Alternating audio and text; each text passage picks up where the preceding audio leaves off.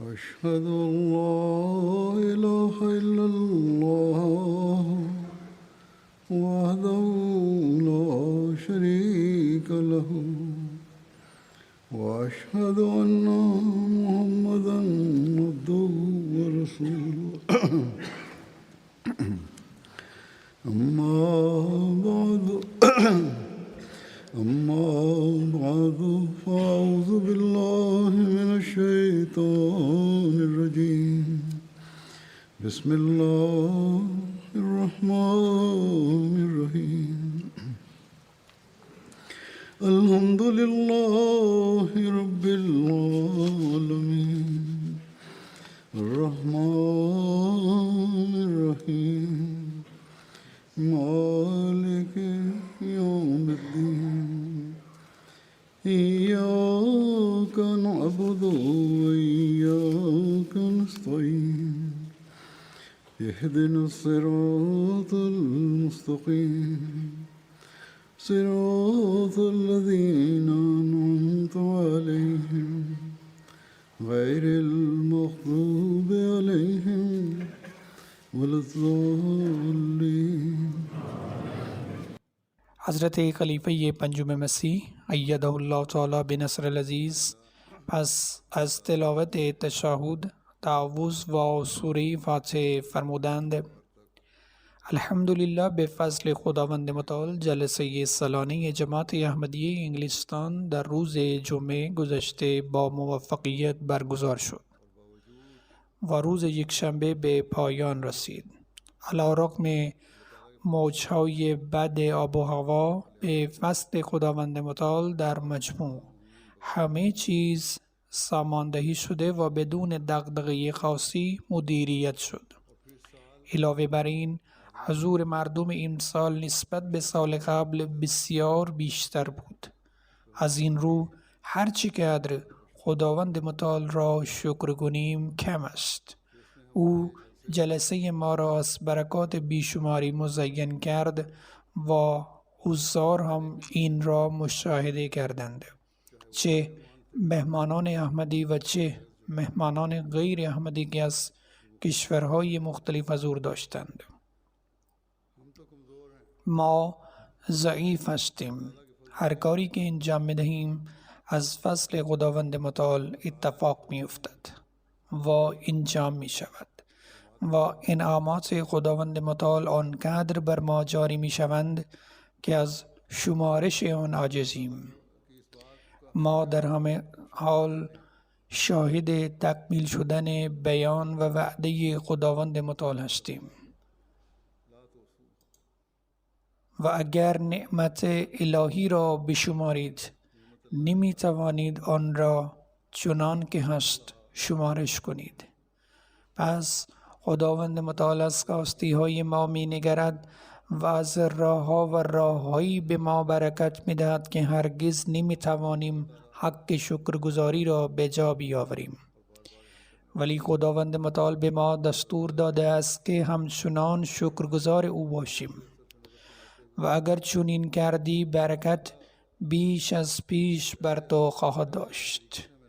بنابراین وظیفه ما این است که شکر نعمتهای خداوند متعال را به جا بیاوریم و در برابر او تسلیم باشیم تا زمانی که بر این مسئولیت خود عمل کرده و توفیق تعهدات خود را رحمت و برکت خداوند متعال می دانیم انشاءالله گام های بعدی را ادامه خواهیم داد. از این رو برای موفقیت این جلسه اول باید قدردان خداوند متعال باشیم و همچنین برای کوتاهی های خود در بارگاهش طلب مغفرت کنیم. همینطور همه شرکت کنندگان نیز باید شکرگزار خداوند متعال باشند که به آنها امکان شرکت در جلسه و رفع آتش روحی و فکری آنها را داد. به طور کلی به طور کلی با وجود ترس از این که کووید هنوز به طور کامل تمام نشده است همه کارها به راحتی انجام داده شد. علی‌رغم چنین اجتماع بزرگی در مجموع خداوند متعال ما را در پناهگاه خود نگه داشت. خداوند متعال بعد از این هم همه را در پناه خود نگه دارد. بعضی ها بعد از جلسه مریض شدند. در واقع 2-3 روز بعد از جلسه حالشان بد شد. البته نه فوراً. خداوند متعال به ایشان سلامتی عنایت فرماید و حفظشان کند. تا اونجا که من اطلاع دارم افراد بسیار کمی هستند که به این وجه بیمار شده باشند. به نظر من این به خاطر جلسه نیست، بلکه دولت اعلام کرده است که در برخی جاها موارد در حال افزایش است، ولی این وضعیت در حال حاضر شبیه به بیماری های دیگر در حال افزایش و کاهش است. در هر حال خداوند متعال هر مریضی را شفا دهد. اکنون میخواهم از همه کارکنان تشکر کنم. این بار در مجموع همه وظایف خود را به نحو عالی انجام دادند و علاوه بر آن با لبخندی بر لب مطابق با دستوراتی که در ابتدا به آنها داده بودم خداوند متعال به همه آنها اجر بدهد. این بار کارکنان در تمامی بخش‌ها در انجام وظایف خود چه در بخش مردانه و چه در بخش زنانه تخصص خاصی از خود نشان دادند. هر سال شکایاتی از طرف زنان در مورد نظم و ترتیب غذاخوری و تهیه غذا دیده میشد، اما در این مناسبت عملاً این شکایت وجود نداشت. ضمناً این بار سمت لجنه جابجا شد تا همه امکانات در یک قسمت از قبیل خیمه‌گاه غذاخوری و سایر وسایل لازم وجود داشته باشد و این مورد به طور کلی مورد پسند خانم‌ها قرار گرفت. اگر کاستی هایی بود انشاءالله در آینده برطرف می شود. همینطور بخشای ترافیک، نهارخوری، دستگاه نانپس، امنیت بهداشت وجود داشت. سپس بیشتر از همه MTA که این بار دنیا را به روش جدید به هم متصل کرد. به هر حال کارگران در تمام ادارات، چه نام ببرم و چه نگویم، چه در بخش مردانه و چه در بخش زنانه تلاش زیادی برای انجام وظایف خود کردند. بنابراین از همه آنها تشکر می کنم.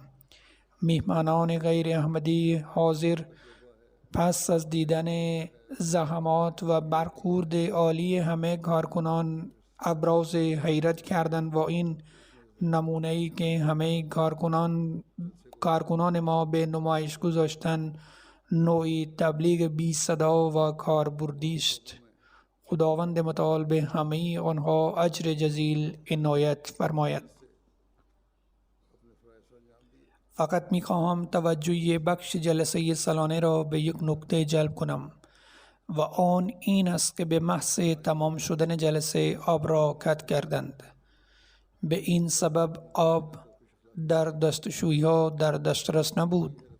حداقل آب باید 12 ساعت دیگر در دسترس بماند. جدا از این انتظامات به طور کلی بسیار عالی بود. سخنان غیر احمدی ها و غیر مسلمانانی که از کشورهای دیگر شرکت کردند چه بود؟ برداشت آنها پس از مشاهده نظم و ترتیب جلسه و کل جلسه چگونه بود؟ چند نکته را عرض می کنم اما ارائه همه آنها ممکن نیست. پروفسور دکتر جیالوزان از بورکینافاسو یک متخصص چشم و استاد بسیار مشهور در دانشگاه پزشکی است. او همچنین به عنوان سرهنگ در ارتش خدمت می کند. او همچنین به طور مرتب به مؤسسه چشم ما می آید و این بار است. این اولین بار است که فرصت حضور در جلسه پیدا می کند. او می گوید این اولین بار است که در جلسه شرکت می کنم. اولین چیزی که تحت تاثیر قرار گرفتم این بود که هزاران نفر همه در یک مکان برای یک هدف در اطراف یک رهبر مذهبی جمع شده‌اند. همه متحد هستند و همه یک هدف داشتند. دیدن چنین انتظامات خارق‌العاده‌ای و جمع شدن مردم از هر زمینه‌ای در یک مکان شگفت‌انگیز بود. من در بین مهمانان رفتم تا بفهمم آیا این همه راست است، درست است یا صرفاً برای نمایش است، ولی من بر چهره کسی نارضایتی ندیدم. این باور نکردنی است که مردم از مناطق، کشورها و ملل مختلف از هر طبقه اجتماعی برای یک هدف در یک مکان در دست یک نفر جمع شوند. از این رو این شیوه است که شرکت کنندگان احمدی در جلسه به صورت عملی برای غیر احمدی ها تبلیغ می کنند. سپس می گوید استاندارد سخنرانی ها بسیار بالا بود. این سخنرانی ها در تربیت ما و آماده ساختن ما برای یک هدف و جهت بسیار مفید بود. منم به سخنرانی خلیفه وقت گوش دادم. او معارف را در پرتو آیات قرآن کریم ارائه کرد. او در ادامه می گوید الان می دانم که جهان چقدر به درک پیام خداوند متعال نیاز دارد و چقدر دنیا به چنین شخصی نیاز دارد که به آنها در درک این پیام کمک کند. همین دلیل است که نهاد خلافت در جماعت احمدیه نهادی است که همه جهان می تواند از آن بیاموزند. می گوید نکته دیگری که مشاهده کردم این است که احمدی ها پیوند وفاداری فوق‌العاده‌ای با خداوند متعال و امام خود دارند. همه به عنوان یک واحد متحد و متصل هستند. آنها اعتماد دارند که رهبرشان آنها را در مسیر درست هدایت خواهد کرد. میگوید بعد از دیدن این جلسه قصدم این است که اگر خداوند متعال به من توفیق دهد هر سال در این جلسه شرکت کنم، زیرا 3 روز است که در اینجا مردم از برقراری ارتباط با خداوند متعال و انسانیت صحبت می کنند. برای من لازم است که در مورد این چیزها بیشتر یاد بگیرم. سپس یک استاد ارشد حقوقی مشهور از ایالات متحده، دکتر برادشافت که در جلسه نیز حضور داشت، میگوید خیلی خوشحالم که اینجا بودم و چنین اجتماعی بزرگی را دیدم. او ضمن اشاره به همکاری همه میگوید من برنامه‌های مختلفی را در سراسر جهان ترتیب داده‌ام که در آن ثبت نام الزامی است، اما دیدن نحوه بسیار سازماندهی شده ثبت نام در جلسه در عرض چند دقیقه شگفت‌انگیز بود. من تازه رسیده بودم و در دفتر نشستم و در عرض چند دقیقه همه چیز آماده به من داده شد.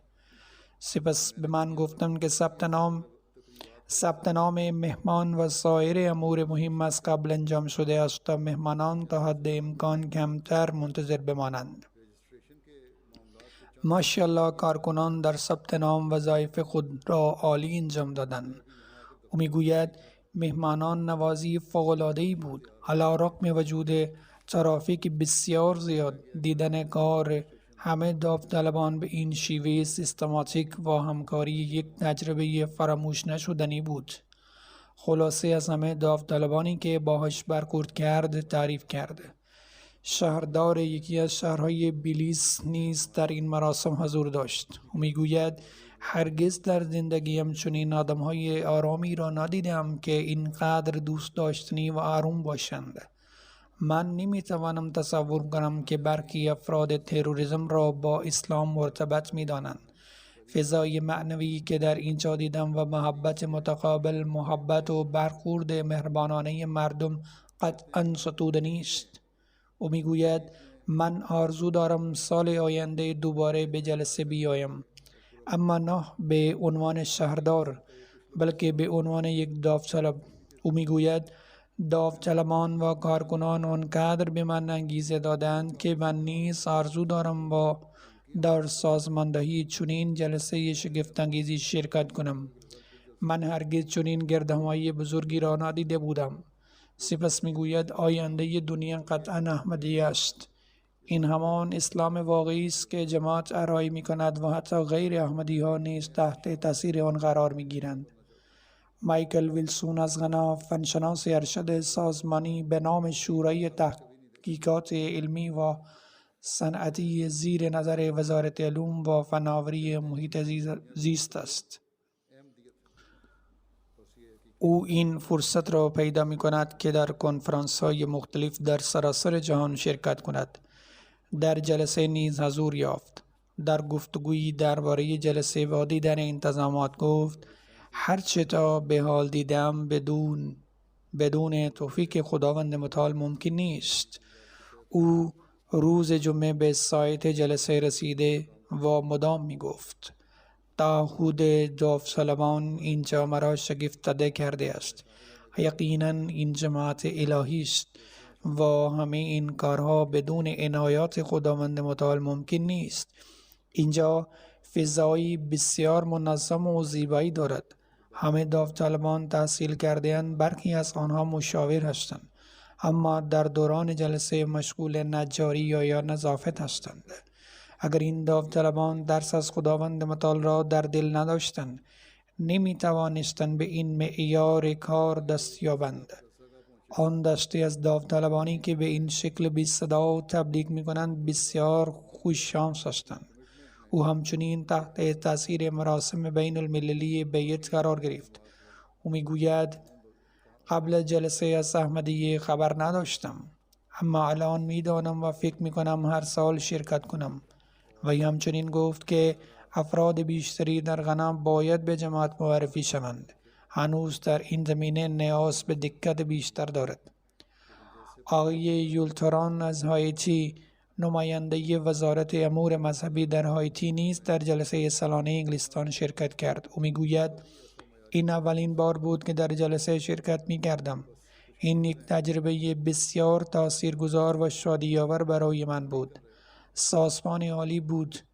با وجود این که این تجمع بیش از 40,000 نفر بود، من هیچ اختلالی ندیدم. همه با لبخندی بر لب یکدیگر را ملاقات کردند. می توانستم ببینم که همه سعی می کنند مطمئن شوند که هیچ مشکلی برای دیگران ایجاد نمی کنند. در عوض همه مراقب راحتی یکدیگر بودند. من این را در هیچ دین دیگری و حتی در مجالس دنیاوی ندیدم. این یکی از اهداف جلسه است که حضرت مسیح موعود علیه السلام توضیح داده‌اند. او میگوید: علی‌رغم وجود فرهنگ‌ها، رنگ‌ها و پیشینه‌های متفاوت، همه طوری با هم ملاقات می‌کردند که انگار همه به یک خانواده تعلق دارند. هر روز مردم کشورهای مختلف همان نوع غذا را می‌خوردند که انگار غذای مورد علاقه‌شان بود. او میگوید که کنجکاو بوده است و بنابراین از یک مهمان آفریقایی پرسیدم چطور است که مردم در هیچ موضوعی هیچ مخالفت یا اعتراضی ندارند. او به من گفت که اینجا در جلسه فقط برای رضای خدا و دیدن و شنیدن و ملاقات خلیفه جمع می شویم و به همین دلیل است که دیگر امور دنیاوی برای ما اهمیتی ندارد. او می گوید: این خیلی روی من تاثیر گذاشت. سپس جماعت را ستوده و می گوید: جماعت علی‌رغم مواجهه با مخالفت ها در تلاش است تا صلح را در جهان گسترش دهد. سپس می گوید: در میان احمدی ها هیچ گونه رفتار تبعیض آمیزی وجود ندارد. همه برابر بودند. این اولین بار بود که چنین چیزی را می بینم. مردم از هر گروه سنی داوطلبانه خدمت خود را آرای می کردند. کنترل تردد، پارکینگ، پذیرایی، آبرسانی، نظم و انضباط وجود داشت و همه با فداکاری مشغول خدمت بودند. او می گوید: من در احمدی ها صفات بزرگی دیدم که تا به امروز در هیچ جای دیگر ندیدم. می گوید: من سخنان بسیاری از علمای دین را شنیدم و دیدم و همه خود ستایی می کنند، اما خلیفه مسیح، پیغام خدا محمد و حضرت مسیح موعود علیه السلام را ابلاغ کرد و گوش کنید و پیروی کنید. او می گوید: این برای من شگفت انگیز بود. او هر 3 روز داخل خیمه جلسه نشست و به سخنرانی ها گوش داد. در واقع او با دقت بیشتری نسبت به بسیاری از احمدی ها گوش می کرد، زیرا از سخنرانی های مختلف یادداشت می کرد و دفتر خاطراتی درست کرده بود که در آن یادداشت می کرد و اگر چیزی را متوجه نمی شد از شخصی که کنارش نشسته بود توضیح می خواست. وی می گوید پس از حضور در این جلسه با این که احمدی نیستم اما مدافع جماعت احمدی هستم و هر جا نامی از مسلمانان برده شود به آنان اطلاع خواهم داد که مسلمانان واقعی و عمل کننده احمدی هستند و از شما دفاع خواهم کرد. سپس لقمان حکیم شیف الدین وزیر سابق مذهب در اندونزی او میگوید با شرکت در جلسه احساس سربلندی میکنم. من از فرودگاه لندن تا سایت جلسه شروع به دیدن شعار شما یعنی عشق برای همه نفرت برای هیچ کس کردم و این دقیقاً همان چیزی است که در روزهای جلسه شاهد آن بودم. من میزبانی عالی را در همه جا دیدم. من یک پیوند محکم برای برادری دیدم. فضایی را دیدم که هم دیگر را با لبخند ملاقات می کردیم، به هم تبریک می گفتیم و برای هم دعا می کردیم. لمین جامع وزیر اطلاعات گامبیا نیز در جلسه حضور یافت. او می گوید من از سازماندهی جلسه سالانه 2023 بسیار تحت تاثیر قرار گرفتم. داوطلبانی که فداکارانه وظایف خود را انجام دادند و نظم و انضباط را حفظ کردند تاثیرگذار بودند. این تجمع بزرگ بود اما حتی یک مورد هول دادن یا هر نوع دعوا وجود نداشت. همه چیز بسیار خوب سازماندهی شده بود و هیچ کمی و کاستی دیده نمی شد. می گوید یکی دیگر رسم واردی که مشاهده کردم محبتی است که اهل جماعت به امام خود دارند که در هیچ جای دیگر نمی توان آن را دید. او می گوید من اعتراف می کنم که امروز بر روی زمین تصویر واقعی برادری مساوات در جماعت احمدی دیده می شود. جایی که همه با چهره خندان فارغ از رنگ و پیشینه یکدیگر را ملاقات می کنند. گویی مدت هاست که یکدیگر را می شناسند. سپس در مورد خدمت جماعت در گامبیا نیز می نویسد که بسیار به آن قدردانی می کنند.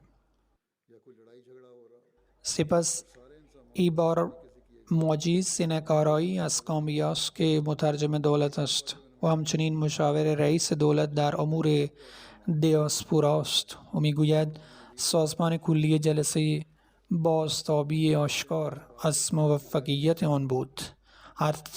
از نظم و ترتیب و مدیریت گرفته تا برادری و محبت متقابل همه حاضرین همه قابل تقدیر بود. همه سخنرانی ها و خطابه ها سرشار از بصیرت بود و همه سخنرانان درباره القای عشق که متقابل و برقراری صلح در جامعه صحبت کردند. وی همچنین میگوید با شنیدن خطاب‌های آغازین و اختتامیه خلیفه بر رفتار مهربانانه با گروه‌های حاشیه نشین و فقیر جامعه بسیار متاثر شدم.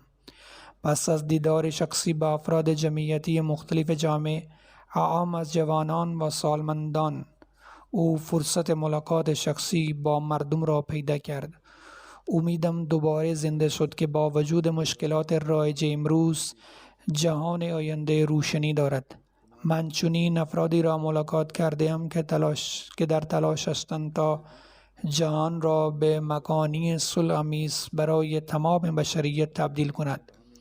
او همچنین میگوید من همچنین از مشاهده سازمانی که میزبان بیش از 40,000 مسلمان از کشورهای مختلف است شگفت زده شدم. در پایان تاثیرگذارترین عامل اشتیاق و غیرت جوانان برای حضور داوطلبانه برای خدمت بود. سازماندهی، مدیریت، احترام به اقتدار و خدمت که فداکارانه آنها نقش جاودانه در ذهن من به جا گذاشته است. جهان آینده روشنی دارد زیرا جوانانی هستند که در تلاش هستند تا دنیا را به مکانی بهتر تبدیل کنند. بنابراین تأثیر جوانان ما بر مهمانان نیز نوعی تبلیغ خاموش است. لوی کارلوس اوسولوا نماینده روزنامه بود که از یک کلان شهر در برزیل آمده بود. او میگوید از همه چیز لذت بردم. جمع‌آوری مردم از 118 کشور و ایجاد فضای برادری توسط هیچ کس دیگری امکان پذیر نیست. من واقعا قدردانی می کنم که چگونه مردم با احترام، اخلاق، شادی و همدردی به یکدیگر سلام کردند. وی همچنین از برنامه جلسه و همچنین مدیریت حمل و نقل مهمانان تمجید کرد. او بیان کرد که این فوق‌العاده است. او در ادامه میگوید میخواهم یک نکته را بگویم. از هزاران نفری که دیدم در این جلسه بزرگ کار میکنند، هیچ یک از آنها بی صداقت نبودند. داوطلبان فداکارانه خدمت ارائه میکردند. در واقع همه را دیدم که با شور و اشتیاق خدمت میکردند. سپس یک مهمان از میان هیئت از اسپانیا حضور داشت. او از لحاظ حرفه‌ای مورخ و بایگانی است. او در کتابخانه اندلس در قرطبه کار می کند. او می گوید به محض دریافت دعوت به جلسه سالانه آمده‌ام و از این بابت بسیار سپاسگزارم. من از شما چیزهای زیادی در مورد اسلام و فرهنگ اسلامی آموخته‌ام. همه شما به خوبی میزبانان من بودید و احترام زیادی قائل بودید. من هرگز این را فراموش نمی کنم. هرگز ندیدم که این تعداد از مردم از مذاهب و فرهنگ‌های مختلف در یک گردهمایی جمع شوند. یقینا این مردم از روی عشق به خداوند متعال در اینجا جمع شده اند. وی میگوید امروز جماعت احمدی به راستی مصداق والای معنای واقعی از اراده و تلاش است.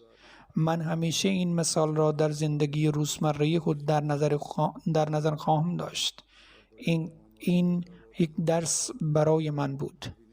روزنامه‌نگاری از ایتالیا به نام مارپوس پونتینیس آمد که سردبیر یک روزنامه است. او میگوید قبلا در مورد جلسه شنیده بودم و خوانده بودم، اما حضور در آن تجربه کاملا منحصر به فرد است.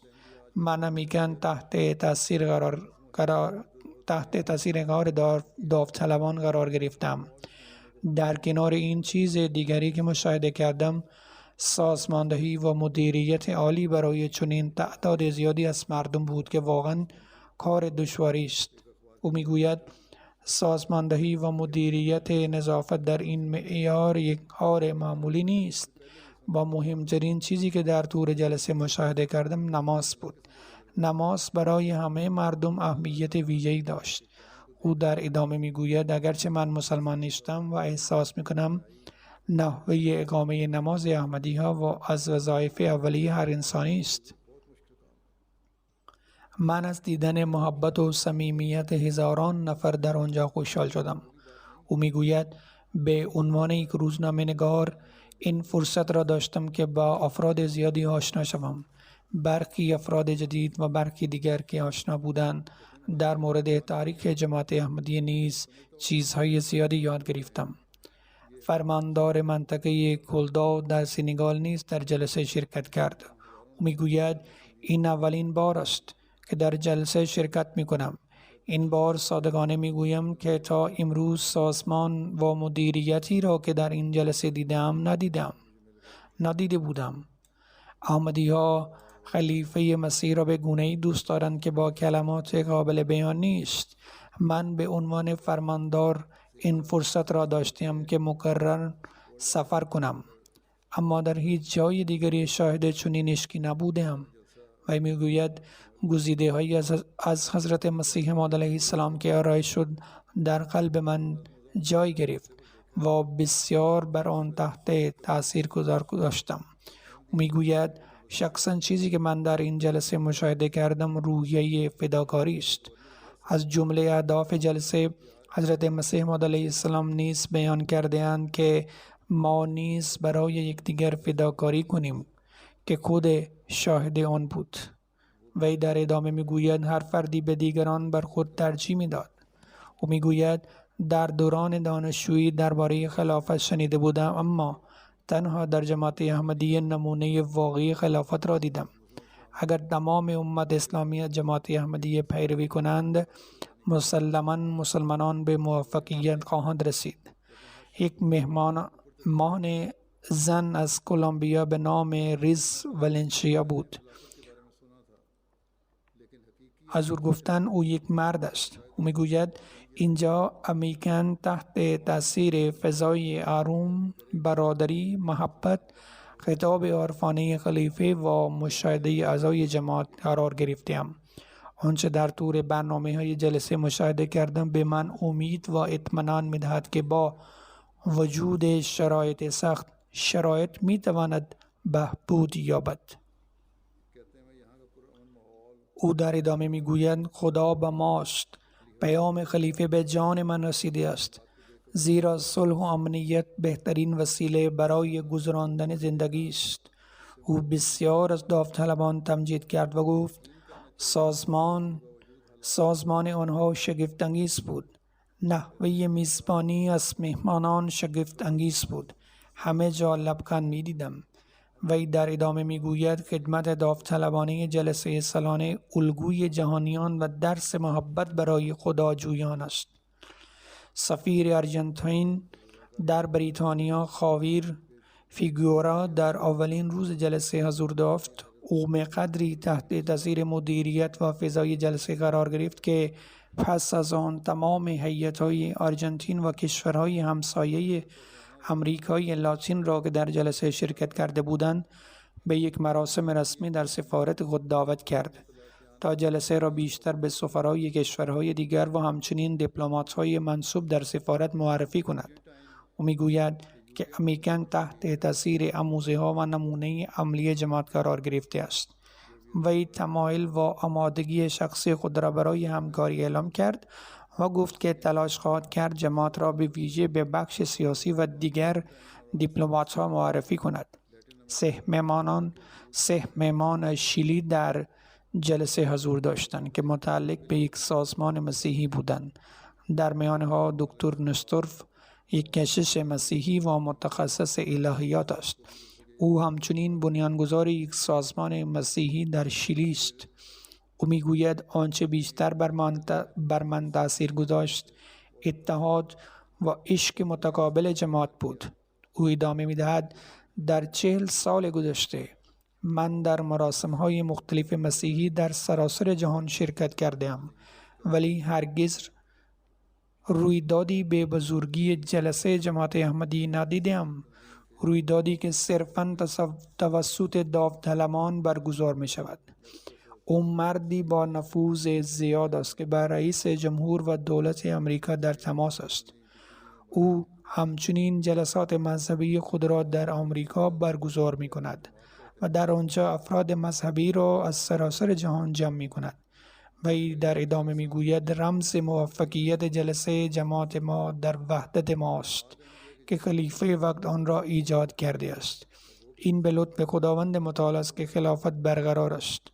به عقیده او این که بیش از 130 سال از تأسیس جماعت می‌گذرد و هیچ درگیری و اختلاف عمده‌ای به وجود نیامده و یک معجزه است. او میگوید بزرگترین ضعف سازمان‌های مسیحی انجیلی ما و دیگر سازمان‌های مسلمان اختلاف و درگیری‌هایی است که در پی رهبری به وجود می‌آیند. وی در ادامه میگوید برعکس با مشاهده مدیریت و برنامه‌های جلسه متوجه شدم که جماعت شما مانند یک بدن واحد است. خلیفه زمان سر و مغز بدن است. خلیفه زمان سر و مغز بدن است، در حالی که اعضای جماعت نماینده سایر اعضای بدن هستند که مطابق با سینگال‌های مغز عمل می‌کنند. بنابراین حتی مهمانان نیز می‌توانند این اهمیت خلافت را تشخیص دهند. الوا پریر از اسپانیا که در حال حاضر تحت تبلیغ است میگوید در این جلسه به من بهتر از یک پادشاه رفتار کردند. خیلی از من مراقبت میشد و احساس می کردم که در خانه خود هستم. برای داوطلبان جماعت احمدی خدمت به بیش از 40,000 نفر واقعا یک معجزه بود. در بازدید از نمایشگاه عکس این فرصت را داشتم که اطلاعات زیادی در مورد جماعت احمدی کسب کنم. این جماعت بخشی پویا و زنده از تاریخ است. در جریان دادرسی روحیه برادری را احساس کردم.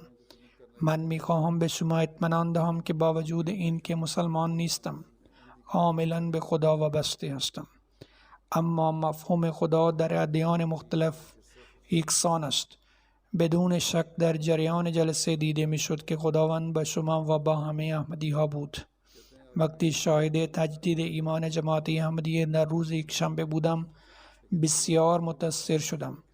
بسیاری از آنها از احساسات و خوشحالی خود گریه می کردند. من سخنرانی هایی را که ایراد می شد بسیار دوست داشتم و به ویژه این پیام را که ایمان واقعی آن چیزی است که این شفقت را آموزش می دهد. مسلمانی که به مردم رحم نکند مسلمان و پیرو خدا نیست و در مسجد بین ثروتمند و فقیر فرقی نیست. او سپس در نامش به من نوشت: باید اعتراف کنم که چیزی که بیشتر از همه دوست داشتم فرصتی بود که در یک مخاطب شخصی با شما داشته باشم. سپس او نیز ابراز تمایل کرد که من یک تیشرت را امضا کنم و پیراهن امضا شده را با خود برد. کیل سواک نماینده پارلمان کانادا است. او میگوید لحظه فوق‌العاده‌ای برای من بود که در جلسه شرکت کنم که درس وفاداری به ایمان و روحیه داوطلبانه را می آموزد. و ای سپس در خصوص آزار و وضعیت جماعت گفت: همه دنیا باید در مقابل این امر بیستند و به جماعت احمدی کمک کنند، از وکلای احمدی حمایت کنند. مساجد جماعت احمدی در حال ویران شدن است و باید در برابر آن سخن گفت. او یک دفتر خاطرات با خود آورده بود تا از همه چیزهای مختلف یادداشت کند، اما می گفت آنقدر غرق در مکالمات شده که فراموش کرده یادداشت برداری کند. نایب سفیر بومی کانادا الویر میگوید: خیلی خوششانس هستم که امسال همراه با دیگر رهبران مردم بومی در جلسه شرکت کردم. مراسم بین المللی بیت برای من لحظه بسیار احساسی بود. من قبلا در زندگی خود شاهد چنین صحنه هایی نبودم که همه را قادر می سازد تا با یکدیگر متحد شوند. همه احساساتی بودند و من هم گریه می کردم. نحوه انجام بیت بین المللی بسیار شبیه به عبادت ماست، اما اگرچه نحوه عبادت ما شبیه به عبادت ماست، اما من هرگز در عبادت خود چنان معنویت را احساس نکردم که در بیت بین المللی احساس می کردم. من پیام عشق و صلح را با خود می برم. او همچنین گفت: من پیام شما را مبنی بر عشق به همه و نفرت از هیچ کس، از یکی به مردمم نیز خواهم رساند و آمدن به اینجا برای من افتخار و مایه بزرگی بود. یک مجری تلویزیون از هندوراس گفت: من با دقت به سخنرانی های خلیفه گوش دادم. من در جلسه شرکت کردم و به سخنرانان که سخنرانی می کردن گوش دادم. او یک خانم است. من بسیار خوش شانس بودم که چنین فرصت بزرگی به من داده شد. من این فرصت را داشتم که با افراد زیادی آشنا شوم. من شاهد اشتیاق خدمت به دیگران از خودگذشتی و فروتنی بودم. من هرگز چنین سطحی از سازماندهی را مشاهده نکرده بودم. او پس از گوش دادن به سخنرانی من به لجنه گفت: نیاز زیادی برای برجسته کردن اهمیت حقوق زنان در هندوراس وجود دارد. او همچنین اشاره کرد که ویدیویی در این باره تهیه خواهد کرد تا مردم را به راحتی پیام را درک کنند. برخی از صاحبان چاپخانه در ترکیه نیز در این مراسم حضور داشتند. کتاب‌های مختلف جماعت ما را چاپ کرده‌اند، از جمله قرآن کریم که بسیار زیباست و حتما در غرفه کتاب هم دیدید. مدیران این چاپخانه به جلسه آمده بودند و یکی از آنها گفت از این که دیدم چطور توانستی با وجود آب و هوای نامساعد جلسه را در این سطح بزرگ به این شکل عالی و بدون هیچ مشکلی برگزار کنید. در شگفت شدم. وی سپس به جنبه دیگری اشاره کرد که در مردم تأثیر می‌گذارد و وسیله تبلیغ هم می‌شود. می‌گوید عجیب بود که در چنین مراسم بزرگی ندیدم کسی سیگار بکشد. همچنین شگفت انگیز بود که می‌دیدم چگونه مردم دستورات آنهایی که در حال انجام وظیفه بودند را رعایت می‌کردند و این کار را با نظم و ترتیب انجام می‌دادند. مردم حتی به بچه‌ها و جوانانی که در حال انجام وظیفه بودند گوش می‌دادند. مدیر یک شرکت دیگر گفت من از وسعت و بزرگی جماعت اطلاع نداشتم. در حین بازدید از نمایشگاه و تماشای گالری عکس شهدایی با تعجب متوجه شدم که حتی در این روزگار چنین اعمال ظالمانه‌ای به نام اسلام و در یک کشور مسلمان انجام می شود. پدر و پسرش هم هر دو در این جلسه حضور داشتند و گفتند ما به دلیل نشست مهمی که قرار بود در روزهای جلسه برگزار شود برنامه‌ای برای شرکت در جلسه نداشتیم، اما به دلایل نشست لغو شد و این گونه به جلسه آمدیم. میگویند خیلی خوب شد که این اتفاق افتاد، زیرا آمدن به این جلسه یک تجربه فراموش نشدنی برای ما بود. خانمی که در لیتونی به عنوان مددکار اجتماعی کار می کند در جلسه شرکت کرد و می نویسد قبلا چیزی زیادی در مورد جماعت نمی دانستم، ولی در طول این جلسه این فرصت را داشتم که اطلاعات زیادی درباره اسلام احمدیت بیاموزم. پس از بازگشت قرآن کریم را مطالعه می کنم و دانش خود را نسبت به اسلام افزایش می دهم. فضای جلسه بسیار آروم و پاک بود. همه لبخند می زدند و همه کارگران بسیار مراقب ما بودند. من از مهمان نوازی و رفتار مهربانانه‌ای که در سالن جلسه به من انجام شد سرشار از احساسات هستم، اما کلماتی برای بیان این موضوع ندارم. کسانی که در گوشه و کنار جهان از تلویزیون شاهد این جریان بودند نیز نظرات خود را ارسال کرده‌اند. یکی از مبلغان ما از کنگو برازاویل نوشته است که آقای کریس که یک مسیحی است برای تماشای جلسه دعوت شده بود. وی پس از شنیدن سخنان پایانی گفت اگر قرار بود هر دولت دنیا به این نموز عمل کند، حتی اگر دنیا از فقر به طور کامل رها نمی شد، اما لااقل هیچ کس شبها گرسنه به خواب نمی رفت. اگر امروز رهبران ما مانند خلفای اسلام در زمان خود از مردم خود مراقبت کنند، دنیای ما بهشت می شود. من بعد از گوش دادن به سخنرانی احساس آرامش کردم. نحوه ارائه معارف اسلام توسط خلیفه ما باعث آرامش قلب من شده است و دلیل این که گفتم خلیفه ما این است که از امروز من نیز با شما هستم و او نیز خلیفه من است. یک مددکار اجتماعی از لیتونی آکیجا اوزارا نیز در این مراسم حضور داشت. در این جلسه حضور داشت و گفت از زمانی که آمده ایم در فضای بسیار زیبا و آروم به سر میبریم. همه لبخند میزنند. این یک فضای امن است. من نگران هستم که وقتی برمیگردم به همان فضای پر از تنش و خیره شدن مردم به یکدیگر برمیگردم. مبلغ فدراسیون خانواده برای صلح جهانی در ایسلند پل هرمان میگوید تجربه من در گردهمایی بین المللی سالانه جماعت احمدیه در این آخر هفته از ابتدا تا انتها بسیار عالی بود. همه اعضای جماعت شما که ملاقات کردم خونگرمند، مؤدب و ملاحظه، آماده خدمت و دلسوز بودند.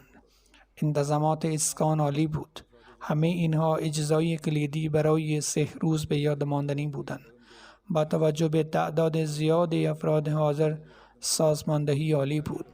او در ادامه می نویسد به نظر من تمام داوطلبانی آنقدر آماده بودند که به نظر نمی رسید تحت فشار قرار بگیرند. او در ادامه می گوید شرکت کنندگان اینقدر همکاری داشتند، این هم کمک زیادی کرد و من مطمئن هستم که این علاوه بر آمادگی خوب بازتابی از شخصیت خوبی است که اعضای جماعت شما با اجرای اصولی که شما موعظه می کنید ایجاد کرده‌اند. از این رو این برداشت از مهمانان و میزبانان تأثیر مثبتی بر دیگران دارد. او در مورد ترجمه می گوید که گاهی ترجمه را دشوار می دانست، اما هرچه فهمیده بود از آن لذت می برد. وکیل پیار ایمانویل از هلند بود که احساسات مشابهی داشت و این نماینده پلیس قضایی هایتی بود. می نویسد مفتخرم که در جلسه سالانه جماعت احمدی بین المللی مهمان بودم. به عنوان یک مسیحی نه تنها درباره اسلام آموختم بلکه درباره ادیان نیز چیزهای زیادی یاد گرفتم. دیدن افرادی که به عقاید، فرهنگ‌ها و زبان‌های مختلف تعلق دارند که آداب و رسومشان بسیار متمایز بود، همه یک پارچه شده بودند، پدیده‌ای خارق‌العاده‌ای بود. بدون شک این شایسته ستایش و الگویی است که باید از آن پیروی کرد. وی در ادامه میگوید پس از شرکت در جلسه به وفاداری و احترامی که احمدی‌ها نسبت به ایمانشان در دل دارند فکر کردم و به این فکر کردم که آیا واقعا نفاق را در دل خود نهفتند. این فکر به ذهنش خطور کرد، اما بعد متوجه شدم که برادری و قوت بین احمدی‌ها شک و تردید را در مورد هر نوعی ریاکاری از بین میبرد. بنابراین این احساسات باید وسیله‌ای برای هر احمدی باشد تا از ایمان خود محافظت کند. وی در ادامه گفت به وطن باز می‌گردم و پیام صلح و عشق و مراقبت از یکدیگر، اطاعت و مهربانی نسبت به روابط خود را با خود میبرم که همه اینها را در این 3 روز فراموش نشدنی یافتم. بلال قدحن که تازه مسلمان شده از استرالیا است میگوید من هرگز نمیتوانم این روزهای خارق‌العاده نظم، عشق و برادری باور نکردنی را فراموش کنم.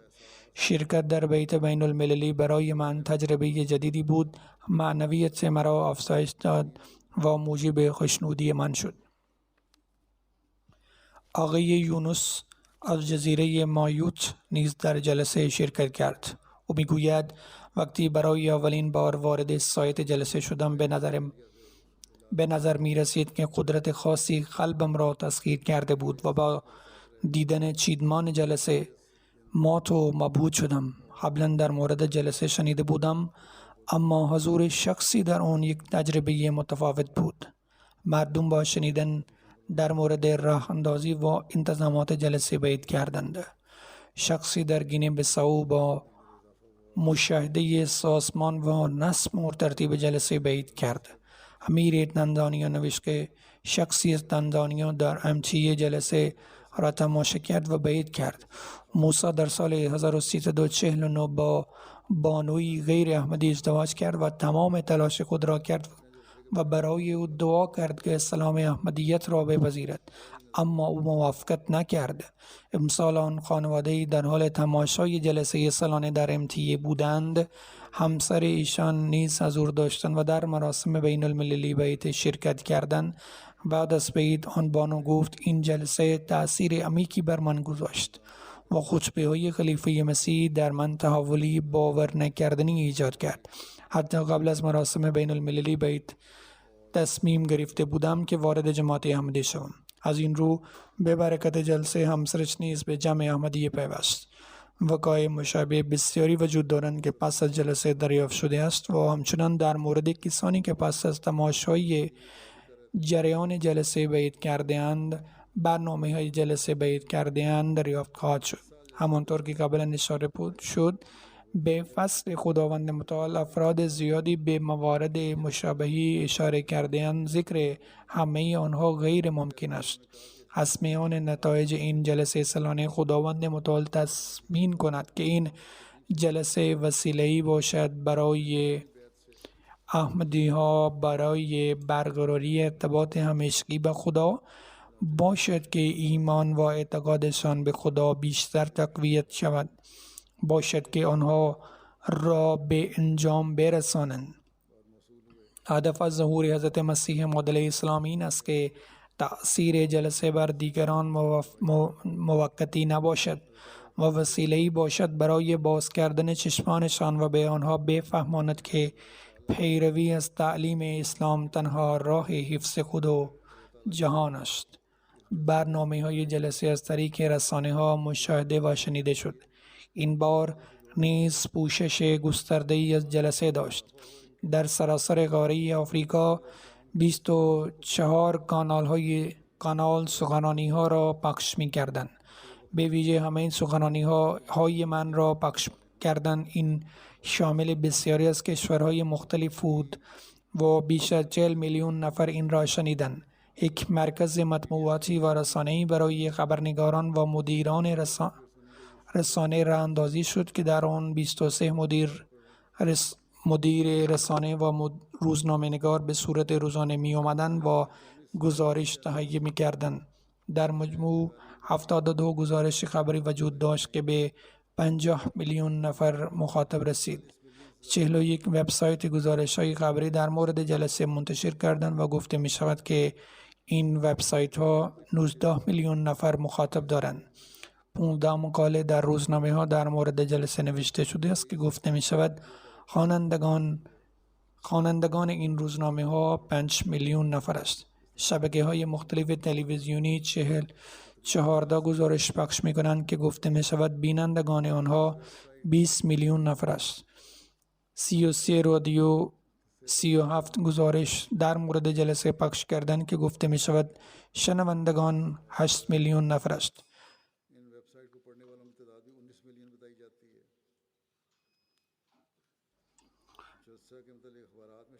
گفته می شود که این وبسایت ها 19 میلیون نفر مخاطب دارند.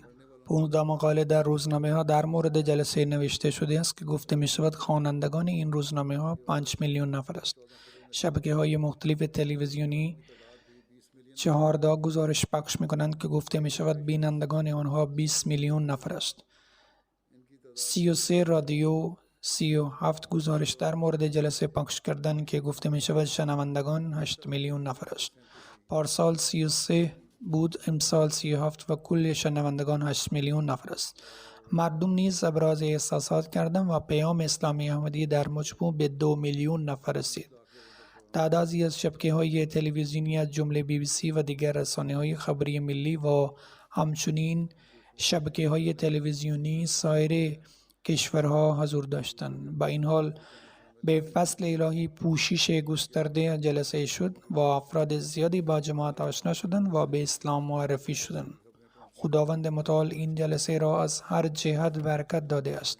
خداوند به ما توفیق دهد تا با تبدیل شدن به بندگانی متواضع و سپاسگر خود را اصلاح کنیم و همواره پیوند خاص و محکم با جماعت داشته باشیم و هدف ظهور حضرت مسیح موعود علیه السلام را درک کنیم.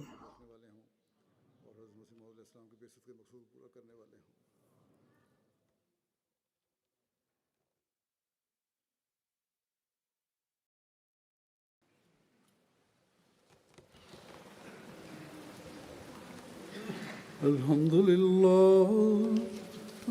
لله نحمده ونستعينه ونستغفره ونؤمن به ونتوكل عليه ونعوذ بالله من شرور أنفسنا ومن سيئات أعمالنا من يهده الله فلا مضل له ومن يضلل فلا هادي له ونشهد أن لا إله إلا الله ونشهد أن محمدا عبده ورسوله عباد الله رحمكم الله إن الله يأمر بالعدل والإحسان وإيتاء ذي القربى وينهى عن الفحشاء والمنكر والبغي يعظكم لعلكم تذكرون اذكروا الله يذكركم وادعوه يستجب لكم ولذكر الله